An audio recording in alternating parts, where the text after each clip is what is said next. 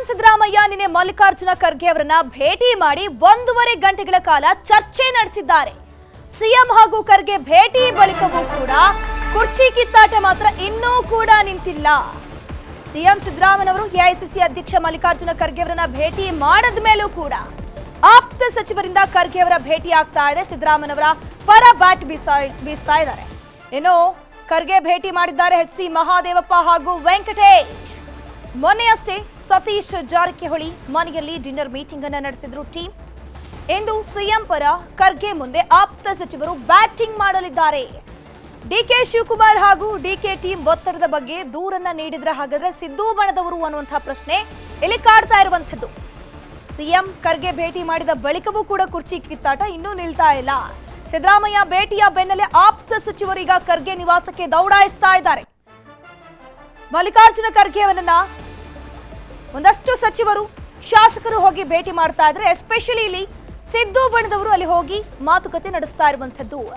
CM ಕುರ್ಚಿಯನ್ನು ಯಾವ ರೀತಿ ಭದ್ರಗೊಳಿಸಬೇಕು, ಸಿಎಂ ಕುರ್ಚಿಯಿಂದ ಸಿದ್ದರಾಮಯ್ಯ ಇಳಿಸೋದಾದ್ರೆ ಬೇರೆ ಯಾವೆಲ್ಲ ಸಿದ್ದು ಬಣದ ನಾಯಕರು ಸಿಎಂ ಸ್ಥಾನದ ಆಕಾಂಕ್ಷಿಗಳು ಅನ್ನುವಂತಹ ನಿಟ್ಟಿನಲ್ಲಿ ಒಂದಷ್ಟು ಮಾತುಕತೆ ನಡೆಸಲಿದ್ದಾರೆ.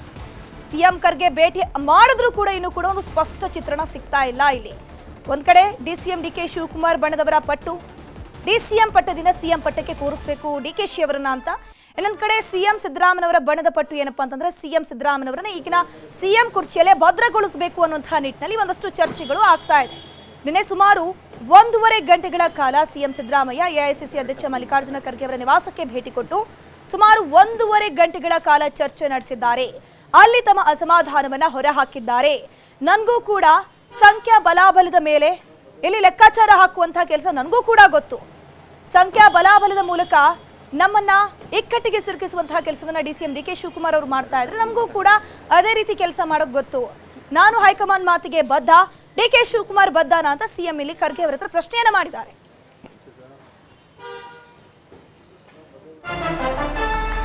ಕಾಂಗ್ರೆಸ್ನಲ್ಲಿ ಸಿಎಂ ಕುರ್ಚಿ ಫೈಟ್ ತಾರಕಕ್ಕೇರ್ತಾ ಇದೆ. ದಿನೇ ದಿನೇ ಈ ಒಂದು ಜ್ವಾಲೆ ಹೊತ್ತಿ ಉರಿತಾ ಇದೆ. ಹೈಕಮಾಂಡ್ ತೀರ್ಮಾನವೇ ಅಂತಿಮ ಅಂತ ಗೃಹ ಸಚಿವ ಡಾಕ್ಟರ್ ಜಿ ಪರಮೇಶ್ವರ್ ಹೇಳಿದ್ದಾರೆ. ನಾನು ಯಾವಾಗಲೂ ಸಿಎಂ ರೇಸ್ನಲ್ಲಿ ಇದ್ದೇ ಇರ್ತೀನಿ ಅಂತ ಇಲ್ಲಿ ಸ್ಪಷ್ಟನೆ ಕೊಟ್ಟಿರುವಂತದ್ದು. ನಾನು ಕೂಡ ಸಿಎಂ ಆಕಾಂಕ್ಷಿ ಅಂತ ಹೇಳಿದ್ದಾರೆ. ನಾನು ಕೆಪಿಸಿಸಿ ಅಧ್ಯಕ್ಷ ಆಗಿದ್ದಾಗ ಸರ್ಕಾರ ಬಂತು. ಒಂದ್ ವೇಳೆ ನಾನು ಗೆದ್ದಿದ್ರೆ ಏನಾಗ್ತಿತ್ತೋ ಗೊತ್ತಿಲ್ಲ. ಪರೋಕ್ಷವಾಗಿ ಸಿಎಂ ಸ್ಥಾನದ ಆಸೆಯನ್ನ ವ್ಯಕ್ತಪಡಿಸಿದ್ದಾರೆ ಗೃಹ ಸಚಿವ ಡಾಕ್ಟರ್ ಜಿ ಪರಮೇಶ್ವರ್. ನಾನು ಖರ್ಗೆ ಅವರನ್ನ ಭೇಟಿ ಮಾಡಲ್ಲ, ನಾನು ಬೇಕು ಅಂದಾಗ ಭೇಟಿ ಮಾಡ್ತೀನಿ. ಗೃಹ ಸಚಿವ ಡಾಕ್ಟರ್ ಜಿ ಪರಮೇಶ್ವರ್ ಈ ರೀತಿಯ ಮಾತುಗಳನ್ನಾಡಿದ್ದಾರೆ. ಮಧ್ಯದಲ್ಲಿ ಬದಲಾಯಿಸ್ತಾರೆ, ಅದು ಮಾಡ್ತಾರೆ, ಅದು ಅವರಿಗೆ ಬಿಟ್ಟಿರೋದು, ನಮ್ಮ ಹೈಕಮಾಂಡ್ನವರಿಗೆ. ನಾವ್ಯಾರು ಆ ಕೆಲಸ ಮಾಡೋಕ್ಕೋ, ನಾವು ಬದಲಾಯಿಸೋಕ್ಕಾಗತ್ತಾ? ನಾವು ಯಾವಾಗಲೂ ರೇಸಲ್ಲಿ ಇರ್ತೀವಿ ಕಣ್ರಿ. ಅದು ಏನದು ದೊಡ್ಡ ವಿಚಾರ. 2013ರಲ್ಲಿ ನಾನು ಪ್ರದೇಶ ಕಾಂಗ್ರೆಸ್ ಸಮಿತಿ ಅಧ್ಯಕ್ಷ ಆಗಿದ್ದೆ. ಸರ್ಕಾರ ತಗೊಂಡು ಬಂದ್ವಿ. ಒಂದು ವೇಳೆ ನಾನು ಗೆದ್ದಿದ್ದಿದ್ರೆ ಏನಾಗ್ತಿತ್ತೋ ಗೊತ್ತಿಲ್ಲ. ಅವತ್ತು ಹೌದು ರೇಸಲ್ಲಿದ್ರೆ ಸ್ವಾಭಾವಿಕವಾಗಿ ಪ್ರದೇಶ ಕಾಂಗ್ರೆಸ್ ಸಮಿತಿ ನಮ್ಮಲ್ಲಿ ಕನ್ವೆನ್ಷನ್ ಇದೆ, PCC ಅಧ್ಯಕ್ಷರಿಗೆ ಒಂದು ಅವಕಾಶ ಕೊಡ್ತಾರೆ. ಅದು ಕೆಲವು ಸಂದರ್ಭದಲ್ಲಿ ಆಗೋದಿಲ್ಲ. ಅದು ನಾನೇನು ಇವಾಗ ಭೇಟಿ ಮಾಡಲ್ಲಪ್ಪ. ಅಲ್ಲ, ನನಗೇನು ಈಗ ನಾನು ಭೇಟಿ ಮಾಡ್ತೀನಿ, ನೀವೇ ನೋಡಿದ್ದೀರ, ಯಾವಾಗ ಬೇಕಾದಾಗ ಹೋಗಿ ಭೇಟಿ ಮಾಡ್ತೀನಿ. ಮಧ್ಯದಲ್ಲಿ ಬದಲಾಯಿಸ್ತಾರೆ. ಇದ್ರ ಬಗ್ಗೆ ಹೆಚ್ಚಿನ ಡೀಟೇಲ್ಸ್ ನೀಡ್ತಾರೆ ನಮ್ಮ ಪ್ರತಿನಿಧಿ ಕೃಷ್ಣ. ಲೈವ್ ನಲ್ಲಿ ಜಾಯಿನ್ ಆಗಿದ್ದಾರೆ. ಕೃಷ್ಣ, ಸದ್ಯಕ್ಕೆ ಖರ್ಗೆ ಹಾಗೂ ಸಿಎಂ ಭೇಟಿ ಮಾಡಿ 1.5 ಗಂಟೆಗಳ ಕಾಲ ಚರ್ಚೆ ನಡೆಸಿದ್ರು ಕೂಡ ಬಣೆ ಬಡಿದಾಟ, ಕುರ್ಚಿ ಕಿತ್ತಾಟ ಇನ್ನೂ ಕೂಡ ನಿಂತಿಲ್ಲ. ಸಿದ್ದು ಬಣದವರು ಕೂಡ ಈಗ ಖರ್ಗೆ ಅವರನ್ನ ಹೋಗಿ ಭೇಟಿ ಮಾಡ್ತಾ ಇದ್ದಾರೆ. ಯಾರೆಲ್ಲ ಭೇಟಿ ಆದ್ರೂ ಈಗ ಇನ್ನು ಮುಂದೆ ಯಾರೆಲ್ಲ ಭೇಟಿ ಆಗುವಂತಹ ಚಾನ್ಸಸ್ ಇದೆ ಅಂತ?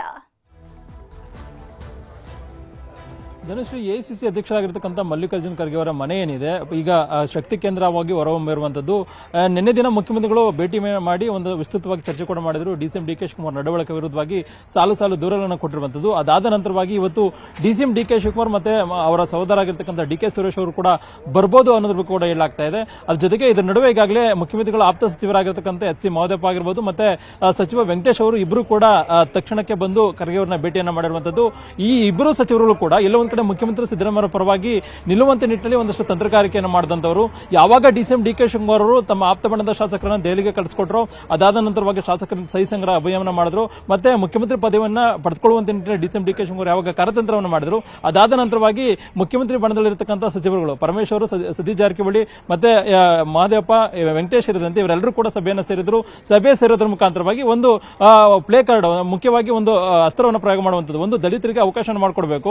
ಏನಾದ್ರೂ ಮುಖ್ಯಮಂತ್ರಿಗಳು ಬದಲಾವಣೆ ಆದಲ್ಲಿ ಮತ್ತೊಂದು ಕಡೆ ಆ ರೀತಿಯ ಸಂದರ್ಭ ಬಂದಿಲ್ಲ ಅಂತಂದ್ರೆ ಮುಖ್ಯಮಂತ್ರಿಗಳ ಪರವಾಗಿ ಬೆನ್ನಿಗೆ ನಿಂತ್ಕೊಳ್ಳುವಂಥದ್ದು, ಯಾವುದೇ ಕಾರಣಕ್ಕೂ ಕೂಡ ಅಧಿಕಾರ ಹಸ್ತಾಂತರ ಮಾಡದಿರುವಂತ ನಿಟ್ಟಿನಲ್ಲಿ ತಂತ್ರಗಾರಿಕೆಯನ್ನು ಮಾಡಬೇಕು ನಿಟ್ಟಿನಲ್ಲಿ ಕೂಡ ಚರ್ಚೆಯನ್ನು ಮಾಡಿದ್ರು. ಯಾವಾಗ ನೆನೆ ಮುಖ್ಯಮಂತ್ರಿಗಳು ಭೇಟಿ ಮಾಡಿದ ಸಂದರ್ಭದಲ್ಲಿ ಮುಖ್ಯಮಂತ್ರಿಗಳು ಯಾರೋ ಜೊತೆಗೂ ಕೂಡ ಯಾವೊಬ್ಬ ಸಚಿವರುಗಳನ್ನು ಕೂಡ ಜೊತೆ ಕರೆದುಕೊಂಡು ಬರಲಿಲ್ಲ. ಬದಲಾಗಿ ಒಬ್ಬರೇ ಬಂದು ಖರ್ಗೆ ಅವರನ್ನ ಭೇಟಿಯನ್ನ ಮಾಡೋದ್ರ ಮುಖಾಂತರವಾಗಿ, ಚರ್ಚೆ ಮಾಡೋದ್ರ ಮುಖಾಂತರವಾಗಿ ಡಿಸಿಎಂ ಡಿ.ಕೆ. ಶಿವಕುಮಾರ್ ವಿರುದ್ಧವಾಗಿ ದೂರನ್ನ ಕೊಟ್ಟಿದ್ರು. ಈಗ ಮುಖ್ಯಮಂತ್ರಿಗಳು ಭೇಟಿ ಮಾಡಿದ ಬಳಿಕವಾಗಿ ಈಗ ಅವರ ಆಪ್ತ ಸಚಿವರಾಗಿರ್ತಕ್ಕಂಥ ಮಹದೇವಪ್ಪ ಆಗಿರ್ಬೋದು ಮತ್ತೆ ವೆಂಕಟೇಶ್ ಆಗಿರ್ಬೋದು, ಇಬ್ರು ಕೂಡ ಈಗ ತಾನೇ ಮಲ್ಲಿಕಾರ್ಜುನ್ ಖರ್ಗೆ ಅವರನ್ನ ಭೇಟಿಯನ್ನ ಮಾಡೋದ್ರ ಮುಖಾಂತರವಾಗಿ ಮಾತುಕತೆಯನ್ನು ಕೂಡ ನಡೆಸ್ತಾ ಇರುವಂತದ್ದು. ಇತ್ತೀಚೆಗೆ ಏನು ದೊಡ್ಡ ಮಟ್ಟದಲ್ಲಿ ಚರ್ಚೆ ಆಗ್ತಾ ಇದೆ, ರಾಜ್ಯ ಕಾಂಗ್ರೆಸ್ನಲ್ಲಿ ಮುಖ್ಯಮಂತ್ರಿ ಸಿದ್ದರಾಮಯ್ಯ ಬದಲಾವಣೆ ಮಾಡಬೇಕು, ಇಲ್ಲ ಒಂದ್ ಕಡೆ ಡಿಸಿಎಂ ಡಿ.ಕೆ. ಶಿವಕುಮಾರ್ಗೆ ಅವಕಾಶ ಮಾಡಿಕೊಡ್ಬೇಕು ನಿಟ್ಟಿನಲ್ಲಿ ಚರ್ಚೆ ಆಗ್ತಾ ಇದೆ. ಯಾವುದೇ ಕಾರಣಕ್ಕೂ ಕೂಡ ಅವರಿಗೆ ಅವಕಾಶ ಮಾಡಿಕೊಡಬೇಡ, ಈಗಿರ್ತಕ್ಕಂಥ ನಾಯಕತ್ವದಲ್ಲೇ ಮುಖ್ಯಮಂತ್ರಿಗಳಾಗಿ ಮುಂದುವರಿಯುವಂತ ನಿಟ್ಟಿನಲ್ಲಿ ಈಗಾಗಲೇ ಎಲ್ಲರೂ ಕೂಡ ಆ ರೀತಿಯಾಗಿ ಕೆಲಸವನ್ನ ಮಾಡಬೇಕು ನಿಟ್ಟಿನಲ್ಲಿ ಇದ್ರ ಬಗ್ಗೆ ರಾಹುಲ್ ಗಾಂಧಿ ಅವರಿಗೂ ಕೂಡ ನೀವು ಗಮನಕ್ಕೆ ತರಬೇಕು ನಿಟ್ಟಿನಲ್ಲಿ ಕೂಡ ಈಗಾಗಲೇ ಮಹದೇವಪ್ಪ ಆಗಿರ್ಬೋದು ಮತ್ತೆ ವೆಂಕಟೇಶ್ ಅವರು ಮನವಿಯನ್ನು ಮಾಡ್ಕೊಳ್ತಾ ಇರುವಂತದ್ದು. ಇದ್ರ ನಡುವೆ ಈಗಾಗಲೇ ಗೃಹ ಸಚಿವರಾಗಿರ್ತಕ್ಕಂಥ ಪರಮೇಶ್ವರ್ ಕೂಡ ನಾನು ಮುಖ್ಯಮಂತ್ರಿ ಸ್ಥಾನದ ರೇಸ್ನಲ್ಲಿದ್ದೇನೆ ಅನ್ನೋ ಒಂದು ಹೇಳಿಕೆಯನ್ನು ಕೊಟ್ಟಿರುವಂತದ್ದು. ಇದು ಸಾಕಷ್ಟು ಮಹತ್ವ ಮತ್ತೆ ಕುತೂಹಲಕ್ಕೆ ಎಡೆ ಮಾಡಿಕೊಡುವಂತದ್ದು. ಯಾಕಂದ್ರೆ ಪರಮೇಶ್ವರ್ ಅವರು ಎಲ್ಲೂ ಕೂಡ ನೇರವಾಗಿ ನಾನೇ ಮುಖ್ಯಮಂತ್ರಿ ಸ್ಥಾನದ ರೇಸ್ನಲ್ಲಿದ್ದೇನೆ ಅನ್ನೋ ಹೇಳಿಕೆಯನ್ನು ಎಲ್ಲೂ ಕೂಡ ಕೊಟ್ಟಿರಲಿಲ್ಲ. ಯಾವಾಗ ರಾಜ್ಯ ಕಾಂಗ್ರೆಸ್ನಲ್ಲಿ ಈಗ ಮುಖ್ಯಮಂತ್ರಿ ಬದಲಾವಣೆ ವಿಚಾರವಾಗಿ ಸಿಎಂ ಡಿ.ಕೆ. ಶಿವಕುಮಾರ್ಗೆ ಡಿಚ್ಚಿ ಕೊಡುವಂತಹ ಕೆಲಸಕ್ಕ ಅಥವಾ ಎಲ್ಲಾದ್ರೂ ಸಿಎಂ ಸಿದ್ದರಾಮಯ್ಯ ಅವರನ್ನ ಸಿಎಂ ಪಟ್ಟದಿಂದ ಇಳಿಸಿದ್ರೆ ನಾವುಗಳು ಆ ಒಂದು ಕುರ್ಚಿ ಮೇಲೆ ಟವಲ್ ಹಾಕುವಂತ ಕೆಲಸ ಮಾಡ್ತಿದೀವಿ ಅಂತ ಪರೋಕ್ಷವಾಗಿ ಡಿ.ಕೆ.ಶಿಗೆ ಮುಟ್ಟುವಂತ ಹೇಳ್ತಿದ್ದಾರೆ ಹೇಗೆ ಅಂತ? ಧನುಶ್ರೀ, ಇದು ಡಿಸಿಎಂ ಡಿ.ಕೆ. ಶಿವಕುಮಾರ್ಗೆ ಚಿಕ್ಮೆಟ್ ಅಂತ ಹೇಳ್ಬೋದು. ಯಾಕಂದ್ರೆ ಮುಖ್ಯವಾಗಿ ಈಗಾಗಲೇ ಏನೋ ಪರಮೇಶ್ವರ್ ಹೇಳಿಕೆಯನ್ನ ಕೊಟ್ಟಿದ್ದಾರೆ, ನಾನು ಕೂಡ ಮುಖ್ಯಮಂತ್ರಿ ಸ್ಥಾನದ ರೇಸ್ನಲ್ಲಿ ಇದ್ದೀನಿ ಅಂತದ್ದು. ಈ ಹಿಂದೆ ಚರ್ಚೆ ಆಗ್ತಾ ಇತ್ತು, ಮುಖ್ಯಮಂತ್ರಿ ಪದವಿ ವಿಚಾರ ಏನಾದ್ರು ತಾರಕಕ್ಕೇರುವಂತಹ ಸಂದರ್ಭ ಬಂತು ಅಂತಂದಾಗ ಇಲ್ಲ ಒಂದ್ ಕಡೆ ಸಿದ್ದರಾಮಯ್ಯ ಬಣದಲ್ಲಿರ್ತಕ್ಕಂಥ ಸಚಿವರುಗಳು ಕೂಡ ಈ ಒಂದು ವಿಚಾರನ ಅಂದ್ರೆ ನಾನು ಕೂಡ ಮುಖ್ಯಮಂತ್ರಿ ಸ್ಥಾನದ ರೇಸ್ನಲ್ಲಿದ್ದೇನೆ ಅಥವಾ ಮುಖ್ಯಮಂತ್ರಿ ಪದವಿ ವಿಚಾರವನ್ನು ಕೂಡ ಪ್ರಸ್ತಾಪವನ್ನು ಮಾಡಬಹುದು ಅನ್ನುವಂಥದ್ದು. ಅದಕ್ಕೆ ಪೂರಕವಾಗಿಯೇ ಇದೀಗ ಪರಮೇಶ್ವರ್ ಹೇಳಿಕೆಯನ್ನು ಕೊಟ್ಟಿರುವಂತದ್ದು, ಹೇಳಿಕೆಯನ್ನು ಕೊಟ್ಟಿದ್ದಾರೆ ಕೂಡ ಹೇಳಲಾಗ್ತಾ ಇದೆ.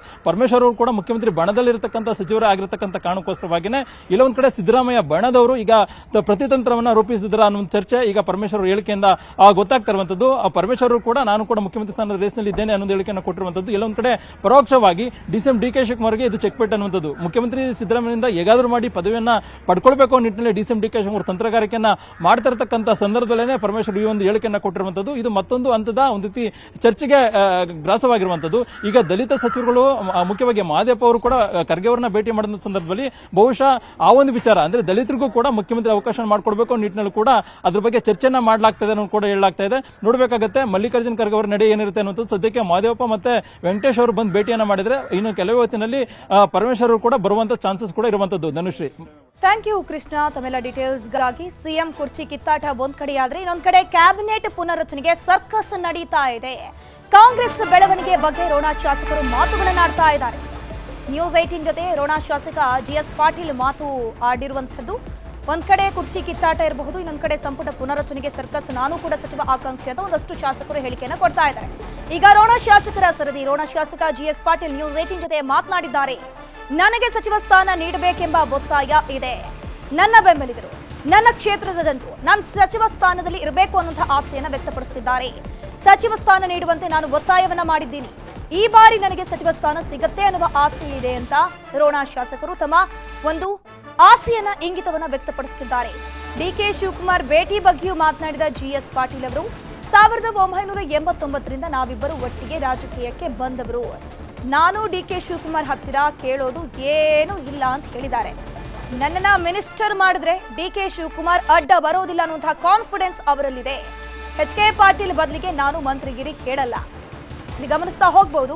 ಎಚ್.ಕೆ. ಪಾಟೀಲ್ ಬದಲಿಗೆ ನಾನು ಕೊಡಿ ಅಂತ ನಾನು ಕೇಳೋದಿಲ್ಲ. ಎಚ್.ಕೆ. ಪಾಟೀಲರೇ ಮುಂದೆ ನಿಂತ್ಕೊಂಡು ನನಗೆ ಸಚಿವ ಸ್ಥಾನವನ್ನ ಕೊಡಿಸಲಿ ಅನ್ನುವಂತಹ ರಿಕ್ವೆಸ್ಟ್ ಅನ್ನ ಮಾಡಿಕೊಂಡಿದ್ದಾರೆ. ನ್ಯೂಸ್ 18 ಜೊತೆಗೆ ರೋಣ ಶಾಸಕ ಜಿಎಸ್ ಪಾಟೀಲ್ ಮಾತನಾಡಿದ್ದಾರೆ. ಏನ್ ಹೇಳಿದ್ದಾರೆ ಬನ್ನಿ ನೋಡೋಣ. ರಾಜಕಾರಣದಲ್ಲಿ ಕುರ್ಚಿಯ ಗುದ್ದಾಟ ಕೂಡ ಈಗ ಜೋರಾಗಿರುವಂಥದ್ದು. ಅದರಲ್ಲೂ ಸಚಿವ ಸ್ಥಾನಕ್ಕೆ ಸಾಕಷ್ಟು ಭಾರಿ ಪೈಪೋಟಿ ಕೂಡ ನಡೆದಿರುವಂಥದ್ದು. ಅದರಲ್ಲೂ ರೋಣ ಮತಕ್ಷೇತ್ರದ ಕಾಂಗ್ರೆಸ್ ಶಾಸಕರಾಗಿದ್ದಂಥ GS ಪಾಟೀಲರು 4 ಬಾರಿ ಶಾಸಕರಾಗಿ ಆಯ್ಕೆ ಆಗಿದ್ದಾರೆ. ಆದರೆ ಇದುವರೆಗೂ ಕೂಡ ಸಚಿವ ಸಂಪುಟದಲ್ಲಿ ಅವರಿಗೆ ಸಚಿವ ಸ್ಥಾನ ಕೂಡ ಸಿಗ್ತಾ ಇಲ್ಲ. ಹೀಗಾಗಿ ಕಾರ್ಯಕರ್ತರು ಕೂಡ ಇವತ್ತು ರೊಚ್ಚಿಗೆದ್ದು ಹೋರಾಟವನ್ನು ಸಹ ಮಾಡಿರುವಂಥದ್ದು. ಇದೇ ವಿಚಾರ ಸಂಬಂಧಪಟ್ಟಂಗೆ ನಮ್ಮ ಜೊತೆಗೆ ಮಾತನಾಡೋದಕ್ಕೆ GS ಪಾಟೀಲ್ ಸರ್ ಕೂಡ ಇದ್ದಾರೆ. ಅವರನ್ನು ಮಾತನಾಡಿಸೋಣ. ಸರ್, ಇವತ್ತು ನಡೆದಂತಹ ಗಜೇಂದ್ರಗಢದಲ್ಲಿ ಕಾರ್ಯಕರ್ತರು ಕೂಡ ದೊಡ್ಡ ಪ್ರಮಾಣದಲ್ಲಿ ಹೋರಾಟವನ್ನು ಮಾಡಿರುವಂಥದ್ದು. ಅದರಲ್ಲೂ ಕೆಲವೊಂದಷ್ಟು ಜನರು ಸಹ ಆತ್ಮಹತ್ಯೆಗೂ ಕೂಡ ಯತ್ನವನ್ನು ಮಾಡಿದ್ದಾರೆ. ಸರ್, ಈ ವಿಚಾರ ಸಂಬಂಧಪಟ್ಟಂಗೆ ಹೇಳೋದಾದ್ರೆ ಸರ್, ಈಗಾಗಲೇ ನಮ್ಮ ಕ್ಷೇತ್ರದ ನಮ್ಮ ಮತದಾರರಾಗಲಿ ನಮ್ಮ ಕ್ಷೇತ್ರದ ಜನ ಭಾಳಷ್ಟು ಅಭಿಮಾನದಿಂದ ನನ್ನ ಜೊತೆ ಇದ್ದಾರೆ ಅವರು. ಮತ್ತು ನಾನು ಕೂಡ ಅದೇ ರೀತಿಯಿಂದ ಅವ್ರ ಜೊತೆ ಸ್ಪಂದನೆ ಮಾಡಿಕೊಂಡು ಒಂದು ಒಳ್ಳೆಯ ಸಂಬಂಧವನ್ನು ಇಟ್ಕೊಂಡು ಬಂದೀವಿ. ಈಗ ಅವ್ರಿಗೇನಾಗಿದೆ, ನಮ್ಮ GS ಪಾಟೀಲರು ಸುಮ್ಮನೆ ಕುಂತರು, ಇವ್ರು ಕೇಳೋರಲ್ಲ ಮಾಡೋರಲ್ಲ, ಅವರಾಗಲಿ ಏನಾರು ಕೊಟ್ಟರು ತೊಗೊಳ್ಬೇಕು ಅನ್ನೋ ವಿಚಾರದಲ್ಲಿದ್ದಾರೆ. ಮೊನ್ನೆ ಹಿರಿಯ ಮುಖಂಡರೆಲ್ಲರೂ ಬೆಂಗಳೂರಿಗೆ ಹೋಗಿ ಸನ್ಮಾನ್ಯ ಮುಖ್ಯಮಂತ್ರಿಗಳಿಗೆ, ಸನ್ಮಾನ್ಯ ಉಪಮುಖ್ಯಮಂತ್ರಿಗಳಿಗೆ, ಸನ್ಮಾನ್ಯ ಮಲ್ಲಿಕಾರ್ಜುನ್ ಖರ್ಗೆ ಅವರಿಗೂ ಕೂಡ ಭೇಟಿಯಾಗಿ ಈ ಹಕ್ಕು ಒತ್ತಾಯವನ್ನು ಮಾಡಿ ಬಂದಿದ್ದಾರೆ. ತಾವೇ ಸಂಘಟನೆ ಮಾಡಿ ಇವತ್ತು ಭಾಳ ದೊಡ್ಡ ಪ್ರಮಾಣದಲ್ಲಿ ಹಕ್ಕು ಒತ್ತಾಯವನ್ನು ಕೂಡ ಮಾಡಿದ್ದಾರೆ. ಈ ರೀತಿಯಾಗಿ ಅವರ ಅಭಿಮಾನಕ್ಕೆ ನಾನು ಚಿರಋಣಿಯಾಗಿರ್ತೀನಿ ಅಷ್ಟೇ. ಸರ್, ಈಗ ಒಂದು ವಿಡಿಯೋ ಕೂಡ ವೈರಲ್ ಆಗಿರುವಂಥದ್ದು. ಎಲೆಕ್ಷನ್ ಸಂದರ್ಭದಲ್ಲಿ ಸಿದ್ದರಾಮಯ್ಯನವರು ಹೇಳ್ತಾರೆ, ಇವ್ರಿಗೂ ಕೂಡ ಈಗ ಇಲ್ಲಿ ಗೆದ್ದುಕೊಂಡ್ಬಂದರೆ ಮುಂದೆ ಮಂತ್ರಿ ಸ್ಥಾನ ಸಿಗ್ತೈತಿ, ಅವ್ರಿಗೆ ಕೊಡ್ತೀವಿ ಅನ್ನೋಂಥ ಭರವಸೆ ಮಾತನ್ನು ಚುನಾವಣೆ ಸಂದರ್ಭದಲ್ಲಿ ಆಗಿರುವಂಥ ವಿಡಿಯೋ ಕೂಡ ಈಗ ವೈರಲ್ ಆಗ್ತದೆ. ಆಗ ಹೇಳಿದಂಥ ಸಿದ್ದರಾಮಯ್ಯನವರು ಇವಾಗ ಯಾಕೆ ನಿಮ್ಗೆ ಸಚಿವ ಸ್ಥಾನ ಕೊಡಲಿಲ್ಲ ಸರ್? ಏನು ಹೇಳಕ್ಕೆ ಇಷ್ಟಪಡ್ತೀರಿ? ಇನ್ನೂ ಮುಗ್ದಿಲ್ಲಲ್ಲ, ಇನ್ನೂ ಟೈಮ್ ಐತಿ. ಈಗೇನು ಅವರು ನೆಗೆಟಿವ್ ಇಲ್ಲ, ಇನ್ನೂ ಅವ್ರ ಮನಸ್ಸಿನಾಗ ಐತಿ ಕೊಡ್ಬೇಕನ್ನೋದು. ಮತ್ತು ನನಗೂ ಆಸೆ ಐತಿ, ಈ ಸರ್ತಿ ಕೊಡ್ತಾರೆ ಅವರು. ಈಗ DK ಶಿವಕುಮಾರ್ ಅವ್ರಿಗೂ ಕೂಡ ಭೇಟಿಯಾಗಿದ್ರಿ ಸರ್. ಭೇಟಿಯಾದಂಥ ಸಂದರ್ಭದಲ್ಲಿ ಏನು ಹೇಳಿದ್ರಿ ಸರ್? ಮತ್ತು ಯಾಕಂದರೆ ಈ ಸಚಿವ ಸ್ಥಾನಕ್ಕಾಗಿ ಸಾಕಷ್ಟು ಪೈಪೋಟಿಗಳು ನಡೀತಾ ಇದ್ದಾವೆ. ಒಂದು ಕಡೆ ಈ ವಿಚಾರ ಸಂಬಂಧಪಟ್ಟಂಗೆ ಸರ್, DK ಶಿವಕುಮಾರ್ ಅವರು ನಾವು 1989 ಇಸ್ವಿಲಿಂದ ಕೂಡಿ ಬಂದವ್ರು. ಅವ್ರಿಗೆ ನಾನು ಹೋಗಿ ಅವ್ರು ಕೇಳುವಂಥದ್ದು ಏನಿಲ್ಲ, ಅವ್ರ ಮನಸ್ಸಿನಾಗ ಇದ್ದೇ ಇರ್ತೈತಿ. ಸಿಕ್ತಂದ್ರೆ ಅವ್ರು ಕೊಡ್ತಾರೆ. ಅವ್ರೇನು ಅದಕ್ಕೆ ಸಿದ್ದರಾಮಯ್ಯನವ್ರು ಕೊಡ್ತೀವಿ ಅನ್ನೋದ್ಲಿ ಅವ್ರು ಅಡ್ಡ ಬರೋಂಗಿಲ್ಲ, ಅಥವಾ DK ಶಿವಕುಮಾರ್ ಕೊಡ್ತೀವಿ ಅಂದ್ರೆ ಸಿದ್ದರಾಮಯ್ಯನವ್ರು ಅಡ್ಡ ಬರೋಂಗಿಲ್ಲ. ಸರ್, ಈಗಾಗಲೇ ಸಚಿವ SK ಪಾಟೀಲರು ಕೂಡ ಇದ್ದಾರೆ. ಈಗ ಮತ್ತೆ ಒಂದು ಸಚಿವ ಸ್ಥಾನ ಈಗ ಕೇಳ್ತಿದ್ರಿ ಸರ್. ಈಗ ಯಾಕಂದ್ರೆ ಇವರು ಕೂಡ ತ್ಯಾಗ ಮಾಡಿಕೊಡ್ಲಿ ಅಂತೇಳಿ ನಿಮ್ಮ ಅಭಿಮಾನಿಗಳು ಕೂಡ ಹೇಳ್ತಾ ಇದ್ದಾರೆ ಸರ್. ಸಚಿವ SK ಪಾಟೀಲರು ಕೂಡ ಸಾಕಷ್ಟು ಬಾರಿ ಮಂತ್ರಿಗಳಾಗಿದ್ದಾರೆ. ಈ ಬಾರಿ ನಮ್ಮ ರೋಣ ಮತಕ್ಷೇತ್ರ ಕೊಡಲಿ, ಸಾಕಷ್ಟು ಅಭಿವೃದ್ಧಿ ಕೆಲಸಗಳಾಗಬೇಕಾಗಿದ್ದಾವೆ ಅನ್ನೋ ಮಾತು ಹೇಳ್ತಿದ್ದಾರೆ ಸರ್. ನೋಡ್ರಿ, ಈಗ ನಾವು SK ಪಾಟೀಲರಿಗೆ ತೆಗೆದು ನಮ್ಮನ್ನು ಕೊಡು ಅನ್ನಂಗಿಲ್ಲ. ನಮಗೆ ಇದು ಬೇಕು ಸಚಿವ ಸ್ಥಾನ. ಅದನ್ನು SK ಪಾಟೀಲರು ನಿಂತ ಮಾಡಲ ನಾನು ಅವರು ತಮ್ಮ ಜೊತೆ ನಮಗೂ ಈ ಅವಕಾಶ ಕೊಟ್ಟು ಇಬ್ಬರು ಕೂಡ ನಮ್ಮ ಜಿಲ್ಲೆಗೆ ಕೆಲಸ ಮಾಡೋಣ ಅನ್ನೋ ವಿಚಾರದಲ್ಲಿ ಇದ್ದೀವಿ ನಾವು. ಸಾಕಷ್ಟು ಅಭಿಮಾನಿಗಳು ಕೂಡ ಕೊಡೋಕೆ ಸಿದ್ಧ ಆಗಿದ್ದಾರೆ ಸರ್. ಇದೇ ವಿಚಾರಕ್ಕೆ ಏನು ಹೇಳ್ತೀರಿ ಸರ್? ಅವೆಲ್ಲ ನಡಿಬೇಡ್ದು. ಇವೆಲ್ಲ ಡೆಮೋಕ್ರೆಟಿಕ್ ಸೆಟಪ್ನಲ್ಲಿ ಇವನ್ನೆಲ್ಲ ಅಷ್ಟು ದೀರ್ಘಕ್ಕೆ ಹೋಗುವಂಥ ಒಂದು ಏನು ವ್ಯವಸ್ಥೆನೂ ಸರಿಯಲ್ಲ ಅನ್ನಿಸ್ತೈತೆ ನಮಗೆ. ಎಸ್, ಇದೆಲ್ಲವೂ ಕೂಡ ರೋಣ ಶಾಸಕರಾಗಿರ್ತಕ್ಕಂಥ GS ಪಾಟೀಲ್ ಅವರ ಮಾತಾಗಿರುವಂಥದ್ದು. ಸಂತೋಷ್ ಕೊಂಡೂರ್, ನ್ಯೂಸ್ 18 ಗದಗ. ಬೆಂಗಳೂರಿನಲ್ಲಿ 7 ಕೋಟಿ ಹಣ ದರೋಡೆ ಪ್ರಕರಣಕ್ಕೆ ಸಂಬಂಧಪಟ್ಟಂತೆ ದರೋಡೆ ಮಾಡಿದ ಹಣ ಎಲ್ಲಿ ಬಚ್ಚಿಟ್ಟಿದ್ರು ಗೊತ್ತಾ? ಬರೋಬ್ಬರಿ 7 ಕೋಟಿಯನ್ನ ಈ ದರೋಡೆಕೋರರು ಕದ್ದು ಬಿಟ್ಟು ಎಲ್ಲಿಟ್ಟಿದ್ರು ಗೊತ್ತಾ? ದರೋಡೆ ಮಾಡಿದ ಹಣ ಎಲ್ಲಿ ಬಚ್ಚಿಟ್ಟಿದ್ರು ಗೊತ್ತಾ? ಪೊಲೀಸರು ಹಣವನ್ನ ಎಲ್ಲಿ ಜಪ್ತಿ ಮಾಡಿದ್ರು? ಹಾಗಾದ್ರೆ ಈ ಹಣ ಸಿಕ್ಕಿರುವಂಥದ್ದು ಪಾಳು ಮನೆಯಲ್ಲಿ. ಕೋಟಿ ಹಣದ ಮೂಟೆಯನ್ನ ಪಾಳು ಮನೆಯಲ್ಲಿ ಬಚ್ಚಿಟ್ಟು ಹೋಗಿದ್ರು ಈ ಖತರ್ನಾಕ್ ದರೋಡೆಕೋರರ ಗ್ಯಾಂಗ್. ಹೊಸಕೋಟೆ ಬಳಿಯ ಪಾಳು ಬಿದ್ದ ಮನೆಯಲ್ಲಿ ಈ ಒಂದು ಹಣ ಪತ್ತೆಯಾಗಿದೆ. ಕೋಟಿ ಹಣವನ್ನ ಪಾಳು ಬಿದ್ದ ಮನೆಯಲ್ಲಿ ಇಟ್ಟಿದ್ರು. ಯಾಕಂದ್ರೆ ಪಾಳು ಬಿದ್ದ ಮನೆಗೆ ಯಾರು ಕೂಡ ಹೋಗಲ್ಲ, ಒಂದು ರೀತಿ ಸೇಫ್ ಝೋನ್ ಅಂತಾನೆ ಹೇಳ್ಬಹುದು. ಹಾಗಾಗಿ ಈ ದರೋಡೆಕೋರರು ಸುಮಾರು 5.56 ಕೋಟಿ ಹಣವನ್ನ ಆ ಒಂದು ಪಾಳು ಮನೆಯಲ್ಲಿ ಬಚ್ಚಿಟ್ಟಿದ್ರು. ಅನುಮಾನದ ಮೇಲೆ ಮನೆ ಬಳಿ ಹೋಗಿದ್ದಾಗ ಪೊಲೀಸರಿಗೆ ಶಾಕ್ ಆಗಿದೆ. ಮನೆ ಬಾಗಿಲು ಒಡೆದು ನೋಡಿದಾಗ ಹಣದ ಮೂಟೆ ಪತ್ತೆಯಾಗಿದೆ. ಆ ಮೂಟೆ ಚೆಕ್ ಮಾಡಿದಂತಹ ಸಂದರ್ಭದಲ್ಲಿ ಕಂಡಿದ್ದು ಕೋಟಿ ಹಣ ನೋಡಿ ಪೊಲೀಸರು ನಿಟ್ಟುಸಿರು ಬಿಟ್ಟಿದ್ದಾರೆ. ತಕ್ಷಣವೇ ಹಿರಿಯ ಅಧಿಕಾರಿಗಳಿಗೆ ಮಾಹಿತಿ ಕೊಟ್ಟಿದ್ದಾರೆ. ಹಿರಿಯ ಅಧಿಕಾರಿಗಳಿಗೆ ಮಾಹಿತಿ ನೀಡಿ ಹಣವನ್ನ ರಿಕವರಿ ಮಾಡಿದ್ದಾರೆ ಪೊಲೀಸರು. ಗಮನಿಸ್ತಾ ಹೋಗಬಹುದು ಯಾವ ರೀತಿ ಇವರೆಲ್ಲ ಪ್ರೀ ಪ್ಲಾನ್ಡ್ ಮಾಡಿದ್ರು ಅಂತ. ಯಾಕಂದ್ರೆ ಒಂದು ಪಾಳು ಬಿದ್ದ ಮನೆಯನ್ನ ಮೊದಲಿಗೆ ಗುರುತು ಮಾಡಿ ಅದೇ ಮನೆಯಲ್ಲಿ ನಾವು ರಾಬರಿ ಮಾಡಿದಂತಹ ದುಡ್ಡನ್ನ ಇಟ್ಟು ಅದಾದ್ಮೇಲೆ ಬೇರೆ ಬೇರೆ ಭಾಗಕ್ಕೆ ಹೋಗಿ ನಾವು ಎಸ್ಕೇಪ್ ಆಗೋಣ ಅನ್ನುವಂಥ ನಿಟ್ಟಿನಲ್ಲಿ ಎಲ್ಲ ಒಂದು ಗ್ಯಾಂಗ್ ಏನಿದೆ ಪ್ಲಾನ್ ಅನ್ನ ಮಾಡ್ಕೊಂಡಿತ್ತು. ಬೆಂಗಳೂರಿನಲ್ಲಿ 7 ಕೋಟಿ ಹಣ ದರೋಡೆ ಪ್ರಕರಣಕ್ಕೆ ಸಂಬಂಧಪಟ್ಟಂತೆ ದರೋಡೆಗೆ ಇನೋವಾ ಕಾರನ್ನ ಕೊಡಿಸಿದ್ದೆ ಕಾನ್ಸ್ಟೇಬಲ್. ಕಾನ್ಸ್ಟೇಬಲ್ ಆಗಿದ್ದಂತಹ ಅಣ್ಣಪ್ಪನಿಂದ ಇನೋವಾ ಕಾರಿನ ವ್ಯವಸ್ಥೆಯನ್ನ ಮಾಡಲಾಗಿತ್ತು. ಈ ಪ್ರಕರಣದ ಕಿಂಗ್ ಪಿನ್ ಅಂತಾನೆ ಹೇಳ್ಬಹುದು ಕಾನ್ಸ್ಟೇಬಲ್ ಅಣ್ಣಪ್ಪ. ಪೊಲೀಸ್ ಡ್ಯೂಟಿ ಇದೆ ಅಂತ ಈ ಒಂದು ಇನೋವಾ ಕಾರನ್ನ ಬಾಡಿಗೆಗೆ ಪಡ್ಕೊಂಡಿರ್ತಾನೆ ಈ ಅಣ್ಣಪ್ಪ. ಬಾಣಸವಾಡಿ ನಿವಾಸಿಯಿಂದ ಕಾರನ್ನ ಪಡೆದು ರಾಬರಿಯನ್ನ ಮಾಡಲಾಗಿದೆ. ಕ್ಲೇವಿಯರ್ ಮತ್ತು ಗೋಪಿಗೆ ಕಾರನ್ನ ತಂದು ಈ ಆರೋಪಿ ಅಣ್ಣಪ್ಪ ನೀಡಿರ್ತಾನೆ.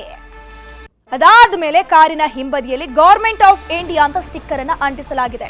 ಇವರು ಬಂದಿರುವಂತದ್ದು RBI ಅಧಿಕಾರಿಗಳ ಸೋಗಿನಲ್ಲಿ. ನಾವು RBI ಅಧಿಕಾರಿಗಳು ಅಂತ ಹೇಳ್ಕೊಂಡು ಆ ಒಂದು ATMಗೆ ಸಾಗಿಸುವಂತಹ ದುಡ್ಡಿನ ವೆಹಿಕಲ್ ಅನ್ನ ಸ್ಟಾಪ್ ಮಾಡಿರ್ತಾರೆ.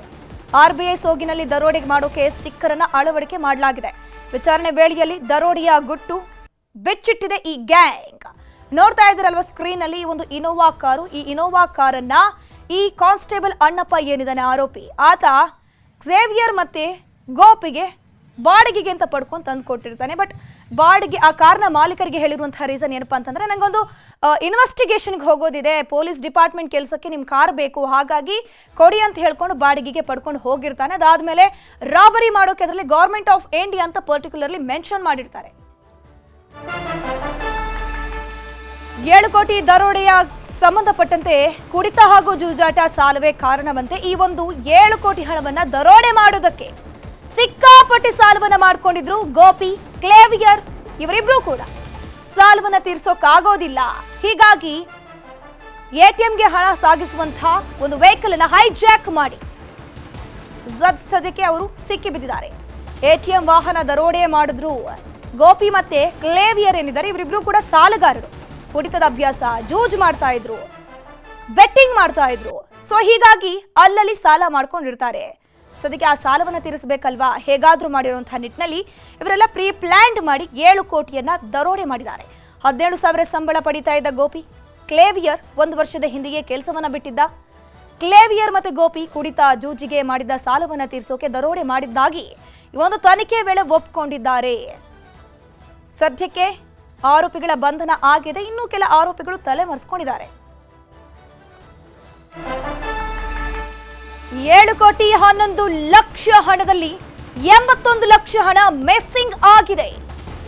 ಹಾಗಾದ್ರೆ ಈ 81 ಲಕ್ಷ ಹಣ ಯಾರ ಬಳಿ ಇದೆ ಅಂತ ನೋಡ್ತಾ ಹೋಗೋದಾದ್ರೆ, ಆರೋಪಿ ದಿನೇಶ್ ಬಳಿ ಇದೆ ಉಳಿದ ಹಣ. ಎಸ್ಕೇಪ್ ಆದ ದಿನೇಶ್ಗಾಗಿ ಹುಡುಕಾಟ ಮುಂದುವರೆದಿದೆ. ಈಗಾಗಲೇ ಸ್ವಲ್ಪ ಹಣವನ್ನ ಪೊಲೀಸರು ರಿಕವರಿ ಮಾಡ್ಕೊಂಡಿದ್ದಾರೆ. ಆಲ್ಮೋಸ್ಟ್ 90% ಹಣವನ್ನ ರಿಕವರಿ ಮಾಡ್ಕೊಂಡಿರುವಂತದ್ದು. 81 ಲಕ್ಷ ಹಣ ಮಿಸ್ಸಿಂಗ್ ಆಗಿದೆ. ಆ 81 ಲಕ್ಷ ಹಣದ ಜೊತೆಗೆ ಆರೋಪಿ ದಿನೇಶ್ ಎಸ್ಕೇಪ್ ಆಗಿದ್ದಾನೆ. ಸದ್ಯಕ್ಕೆ ಆತ ಎಲ್ಲೆಲ್ಲ ಹೋಗಿದ್ದಾನೆ, ಯಾವ ರೀತಿ ಯಾವ ಮಾರ್ಗದ ಮೂಲಕ ಯಾವದ ರಾಜ್ಯದಲ್ಲಿ ತಲೆ ಮರೆಸ್ಕೊಂಡಿದ್ದಾನೆ ಅನ್ನುವಂತಹ ನಿಟ್ಟಿನಲ್ಲಿ ಪೊಲೀಸರು ತನಿಖೆ ಮಾಡ್ತಾ ಇದ್ದಾರೆ. ಆತನಿಗಾಗಿ ಶೋಧ ಕಾರ್ಯ ಮುಂದುವರೆದಿದೆ. ಸ್ಕ್ರೀನ್ ನಲ್ಲಿ ನೋಡ್ತಾ ಇದ್ರಲ್ವಾ, ಈತನೇ ದಿನೇಶ್. ಈತನ ಬಳಿ 81 ಲಕ್ಷ ರೂಪಾಯಿ ಇದೆ. ಇಲ್ಲಿ ಆರೋಪಿಗಳು ಬೇರೆ ಬೇರೆ ರಾಜ್ಯಕ್ಕೆ ಪಲಾಯನ ಮಾಡುವಂತಹ ಸಂದರ್ಭದಲ್ಲಿ ಒಬ್ಬೊಬ್ಬರು ಒಂದಷ್ಟು ಅಮೌಂಟ್ಗಳನ್ನ ಇಟ್ಕೊಂಡು ಹೋಗಿರ್ತಾರೆ. ಅದರಲ್ಲಿ ಪ್ರಮುಖವಾಗಿ ದಿನೇಶ್ 81 ಲಕ್ಷ ಹಣವನ್ನ ಪಡ್ಕೊಂಡು ಎಸ್ಕೇಪ್ ಆಗಿದ್ದಾನೆ. ಸದ್ಯಕ್ಕೆ ಈತನಿಗಾಗಿ ಶೋಧ ಕಾರ್ಯ ಮುಂದುವರೆದಿದೆ. 7 ಕೋಟಿ ದರೋಡೆ ಕೇಸ್ನ ಇನ್ನಷ್ಟು ಮಾಹಿತಿಗಳು ಲಭ್ಯ ಆಗ್ತಾನೆ ಇದೆ. ಮೊದಲು ಆರೋಪಿಯ ರವಿ ಊರಿಗೆ ಹೋಗಿದ್ರು ಪೊಲೀಸರು. ಚಿತ್ತೂರಿನ ರಕ್ತ ಚಂದನವಿದ್ದ ಕಾಡಿಗೆ ಹೋದಂತಹ ಸಂದರ್ಭದಲ್ಲಿ ಎಲ್ಲ ಮಾಹಿತಿಗಳು ಪೊಲೀಸರಿಗೆ ಸಿಗತ್ತೆ. ಇಲ್ಲಿ ಗಮನಿಸ್ತಾ ಹೋಗಬಹುದು. ಆರೋಪಿಗಳು ಮೊದಲಿಗೆ ರವಿ ಊರಿಗೆ ಹೋಗಿರ್ತಾರೆ. ಚಿತ್ತೂರಿನ ರಕ್ತ ಚಂದನವಿದ್ದ ಕಾಡಿಗೆ ಹೋಗಿರ್ತಾರೆ. ಕಾಡಿನಲ್ಲಿ ರವಿ, ರಾಕೇಶ್, ನೆಲ್ಸನ್, ನವಿ, ಕ್ಲೇವಿಯರ್ ಸೇರಿ 6 ಜನ ಕಾಡಿಗೆ ಹೋಗಿರ್ತಾರೆ. ನೋಡ್ತಾ ಹೋಗ್ಬೋದು, 6 ಜನ ಮೊದಲಿಗೆ ಕಾಡಿಗೆ ಹೋಗ್ತಾರೆ. ಯಾಕಂದ್ರೆ ಪೊಲೀಸರಿಗೆ ಇಲ್ಲಿ ಯಾವ ರೀತಿ ರೂಟ್ ಮೂಲಕ ಹೋಗಿದ್ದಾರೆ ಅನ್ನುವಂಥದ್ದು ಮ್ಯಾಟರ್ನ ಡೈವರ್ಟ್ ಮಾಡಬೇಕು ಅನ್ನೋಂಥ ನಿಟ್ಟಿನಲ್ಲಿ ಆರೋಪಿಗಳು ಪ್ಲಾನ್ ಮಾಡಿದ್ರು. 4 ಬೆಟ್ಟಗಳ ನಡುವೆ ಹೋಗಿ ಈ ಗ್ಯಾಂಗ್ ಕುಳಿತಿರುತ್ತೆ. ಕಾಡಿನಲ್ಲಿ ಬಿಯರ್ ಕುಡಿದು ಪಾರ್ಟಿ ಬೇರೆ ಮಾಡಿದ್ರು. ಸಕ್ಸಸ್ಫುಲಿ ನಾವು ರಾಬರಿ ಮಾಡಿದೀವಿ ಅಂತ ಕಾರ್ನಲ್ಲಿದ್ದ GPS ನೀಡಿತ್ತು ಪೊಲೀಸರಿಗೆ ಮಾಹಿತಿ. ಇದು ಅವರ ಸ್ವಂತ ಕಾರಲ್ಲ, ಹೀಗಾಗಿ ಬಾಡಿಗೆಗೆ ಪಡ್ಕೊಂಡಿದ್ದಂತಹ ಕಾರು, ಅದರಲ್ಲಿ GPS ಇರುತ್ತೆ. ಇದರಿಂದಾಗಿ ಮಾಹಿತಿ ಸಿಗತ್ತೆ ಪೊಲೀಸರಿಗೆ. GPS ಬಗ್ಗೆ ಪೊಲೀಸರ ಮುಂದೆ ಅಣ್ಣಪ್ಪ ಬಾಯಿ ಬಿಟ್ಟಿರ್ತಾನೆ. ಸದ್ಯಕ್ಕೆ ಅಣ್ಣಪ್ಪ ಬಾಯಿ ಬಿಟ್ಟಿದ್ರಿಂದ ಸದ್ಯಕ್ಕೆ ಆ 6 ಜನ ಎಲ್ಲಿಗೆ ಹೋಗಿರ್ತಾನೆ ಅನ್ನುವಂಥ ನಿಟ್ಟಿನಲ್ಲಿ ಪೊಲೀಸರಿಗೆ ಮಾಹಿತಿ ಸಿಕ್ಕಿರುತ್ತೆ. ಅದಾದ ಮೇಲೆ ಅವರು ಹುಡ್ಕೊಂಡು ಹೋದಂತಹ ಸಂದರ್ಭದಲ್ಲಿ ಕಾಡು ಸಿಗತ್ತೆ. ಕಾಡಿನ 4 ಬೆಟ್ಟಗಳ ಮಧ್ಯದಲ್ಲಿ ಒಂದು ಭಾಗದಲ್ಲಿ ಕೂತ್ಕೊಂಡು ಬಿಯರ್ನಿಂದ ಪಾರ್ಟಿ ಮಾಡ್ತಾ ಇರ್ತಾರೆ, ಬಿಯರ್ ಹಿಡ್ಕೊಂಡು. ನೋಡ್ತಾ ಇದ್ದೀರಾ, ಇವರು ಹಣವನ್ನ ಇಟ್ಟಿದ್ದಂತಹ ಪಾಳು ಮನೆ ಯಾವ ರೀತಿ ಇದೆ ಅನ್ನುವಂಥದ್ದು. ಇದೇ ಮನೆಯಲ್ಲಿ ಪೊಲೀಸರಿಗೆ ದುಡ್ಡು ಸಿಕ್ಕಿದೆ. ಇದರ ಬಗ್ಗೆ ಹೆಚ್ಚಿನ ಡೀಟೇಲ್ಸ್ ನೀಡ್ತಾರೆ ನಮ್ಮ ಪ್ರತಿನಿಧಿ ಮಾದೇಶ್ ನೇರ ಸಂಪರ್ಕದಲ್ಲಿ ಜಾಯಿನ್ ಆಗಿದ್ದಾರೆ. ಮಾದೇಶ್, ಸದ್ಯಕ್ಕೆ ಪೊಲೀಸರು 90% ಹಣವನ್ನ ರಿಕವರಿ ಮಾಡ್ಕೊಂಡಿದ್ದಾರೆ. ಸದ್ಯಕ್ಕೆ ಈ ಹಣ ಒಂದು ಪಾಳು ಮನೆಯಲ್ಲಿ ಸಿಕ್ಕಿತ್ತಂತೆ. ಈ ಆರೋಪಿಗಳು ಯಾವ ರೀತಿ ಪ್ಲಾನ್ ಮಾಡ್ಕೊಂಡು ಆ ಮನೆಯಲ್ಲಿ ಇಟ್ಟಿದ್ರು ಹಣವನ್ನು ಅಂತ?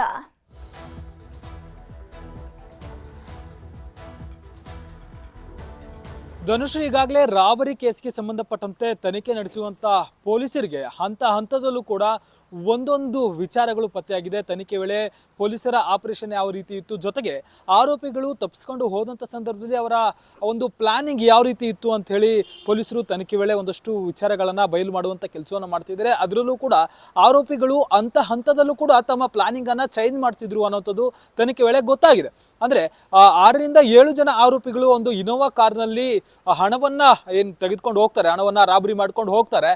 ಮೊದಲು ಅವರು ಹೊಸೂರು ರೂಟ್ಗೆ ಹೋಗಿ ಆಮೇಲೆ ಹೊಸಕೋಟೆ ರೂಟ್ಗೆ ಟರ್ನ್ ಮಾಡಿಕೊಂಡು ಅಲ್ಲಿಂದ ಯಾವುದೇ ರೀತಿಯಾದಂಥ ಟೋಲ್ ಟಚ್ ಆಗದಂತೆ ನೇರವಾಗಿ ಹೈವೇ ಮೂಲಕ ಕನೆಕ್ಟ್ ಆಗಿ ಅವರು ಚಿತ್ತೂರಿಗೆ ಹೋಗುವಂತ ಕೆಲಸವನ್ನು ಮಾಡಿದ್ರು. ಚಿತ್ತೂರಿನ ಬಳಿ ಗುಡಿಪಾಲದಂತ ಊರೇನಿದೆ ಅದು ಆರೋಪಿ ಒನ್ ಆಫ್ ದಿ ಆರೋಪಿ ರವಿ ಅಂತ ಏನಿದ್ದಾನೆ ಆತನ ಊರಿಗೆ ಹೋಗ್ತಾರೆ. ಅಲ್ಲಿ ಹೋದಂತ ಸಂದರ್ಭದಲ್ಲಿ ಅಲ್ಲಿ ಇರುವಂತಹ ಒಬ್ಬ ಸ್ಥಳೀಯನ ಸಹಾಯಕದಿಂದ ಅಲ್ಲಿರುವಂತಹ ಒಂದು ಚಿತ್ತಪಲ್ಲಿ ಎಂಬ ಕಾಡಿಗೆ ಹೋಗ್ತಾರೆ. ಆ ಒಂದು ಕಾಡಿಗೆ ಹೋಗೋದಕ್ಕೆ ಕಾರಣ ಏನಂತಂದ್ರೆ ಇವರು ಆಲ್ರೆಡಿ ಸಿಟಿಯನ್ನ ದಾಟಿರ್ತಾರೆ, ಅಂದ್ರೆ ಕರ್ನಾಟಕವನ್ನ ದಾಟಿರ್ತಾರೆ, ಅದಾದ್ಮೇಲೆ ಆಂಧ್ರಕ್ಕೆ ಹೋಗಿರ್ತಾರೆ. ಆಂಧ್ರಕ್ಕೆ ಹೋಗಿದ್ರು ಕೂಡ ಅಲ್ಲಿ ಎಲ್ಲಿ ಹೋಗಿದ್ದಾರೆ ಅನ್ನೋಂಥದ್ದು ಕೂಡ ಟ್ರೇಸ್ ಮಾಡೋದಕ್ಕೆ ಸಾಕಷ್ಟು ಕಷ್ಟ ಆಗುತ್ತೆ. ಅದರಲ್ಲೂ ಕೂಡ ಒಂದು ದೊಡ್ಡ ಕಾಡಿದೆ, ಅಲ್ಲಿ ಆ ಕಡೆ ಈ ಕಡೆ ಸುತ್ತಲೂ ಕೂಡ 4 ಕಾಡಿದೆ. ಆ ಒಂದು ಕಾಡಿನೊಳಗಡೆ ಏನಾದ್ರು ಹೋದ್ರೆ ಪೊಲೀಸರು ಅವರನ್ನ ಟ್ರೇಸ್ ಮಾಡೋದಕ್ಕೆ ಸಾಕಷ್ಟು ಕಷ್ಟ ಆಗುತ್ತೆ. ಇದರ ಜೊತೆಗೆ ಕಾಡಿನ ಒಳಗಡೆ ಹೋದ್ರೆ ಅಲ್ಲಿ ನೆಟ್ವರ್ಕ್ ಕೂಡ ಇರೋದಿಲ್ಲ, ಯಾಕಂದ್ರೆ ಇವ್ರ ಬಳಿ ಮೊಬೈಲ್ ಇದ್ರು ಕೂಡ ಒಳಗಡೆ ನೆಟ್ವರ್ಕ್ ಅನ್ನ ಟ್ರೇಸ್ ಮಾಡುವಂಥದ್ದು ಬಹಳ ಕಷ್ಟ ಆಗುತ್ತೆ. ಕಾಡಿನಲ್ಲಿ ನಾರ್ಮಲ್ ಆಗಿ ಯಾವುದೇ ರೀತಿಯಾದಂತ ನೆಟ್ವರ್ಕ್ ಆಗೋದಿಲ್ಲ. ಇಲ್ಲಿವರೆಗೂ ಕೂಡ ಪೊಲೀಸರು ಒಂದಷ್ಟು CCTV ಜೊತೆಗೆ ಆರೋಪಿಗಳು ಯೂಸ್ ಮಾಡ್ತಿದ್ದಂತ ಒಂದು ಮೊಬೈಲ್ ನೆಟ್ವರ್ಕ್ ಗಳನ್ನ ಕನೆಕ್ಟ್ ಮಾಡ್ಕೊಂಡು ಅವುಗಳನ್ನ ಟವರ್ ಡಂಪ್ ಅನ್ನ ಮಾಹಿತಿ ನೀಡಿರುವಂತ ಒಂದಷ್ಟು ವಿಚಾರದ ಮೇಲೆ ಅವರನ್ನ ಟ್ರ್ಯಾಕ್ ಮಾಡುವಂತ ಕೆಲಸವನ್ನು ಮಾಡ್ತಿದ್ರು. ಆದ್ರೆ ಪೊಲೀಸರಿಗೆ ಅಲ್ಲೂ ಕೂಡ ಯಾಮರಿಸಬೇಕು ಅಂತೇಳಿ ಕಾಡಿನಲ್ಲಿ, ಅದರಲ್ಲೂ ಕೂಡ ರಕ್ತಚಂದನ ಸಿಗುವಂತ ಒಂದು ದಟ್ಟ ಕಾಡಿನ ಮಧ್ಯೆ ಇವರು ಎಸ್ಕೇಪ್ ಆಗುವಂತ ಕೆಲಸವನ್ನು ಮಾಡಿದ್ರು.